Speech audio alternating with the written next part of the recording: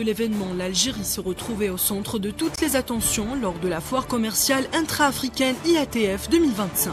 La presse africaine et internationale a unanimement salué la qualité de l'accueil et la fluidité de l'organisation qui ont permis à ce rendez-vous d'atteindre une dimension inédite. Gada Joseph, directeur de publication du journal Économie et Développement du Togo.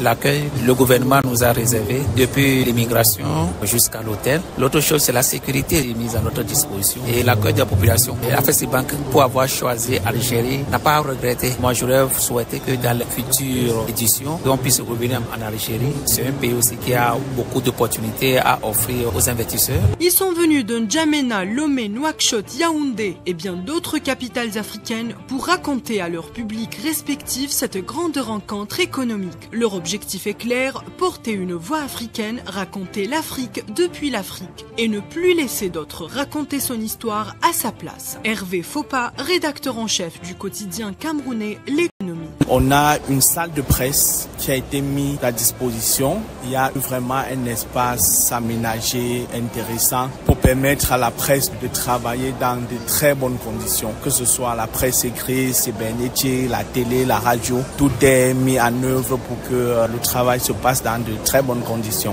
Une vision partagée par de nombreux reporters présents sur place. Pour eux, l'IATF 2025 n'est pas qu'une foire commerciale, c'est un symbole d'intégration africaine. Hassan Nangoulde Maloum, journaliste au quotidien tchadien Le Progrès. C'est une grande fierté de travailler avec tous ces journalistes venus de tous les pays d'Afrique. Nous avons aimé d'abord la qualité de l'accueil de nos confrères algériens et ce qui nous a vraiment impressionné, c'est cette marque de reconnaissance d'abord du travail bien fait et la confiance totale que ces derniers nous accordent. Cette réussite illustre également l'ambition de l'Algérie de s'affirmer comme un acteur central dans la promotion du commerce intra-africain. En accueillant un événement d'une telle ampleur, Alger envoie un message fort, celui d'un pays prêt à jouer un rôle moteur dans la construction d'une Afrique économiquement intégrée. Seylif Cheikhna, chef du service actualité au quotidien ivoirien Fraternité Matin. Par rapport aux dispositions pour nous permettre de bien travailler, je pense que l'Algérie est un meilleur. Nous travaillons convenablement et puis l'ambiance est vraiment bonne